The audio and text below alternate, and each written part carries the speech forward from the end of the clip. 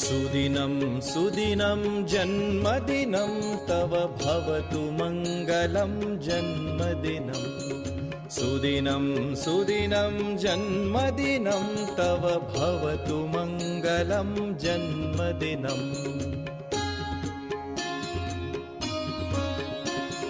चिरञ्जीव कुरु पुण्यवर्धनं चिरञ्जीव कुरु कीर्तिवर्धनं चिरञ्जीव कुरु पुण्यवर्धनं चिरञ्जीव कुरु कीर्तिवर्धनं सुदिनं सुदिनं जन्मदिनं तव भवतु मङ्गलं जन्मदिनम्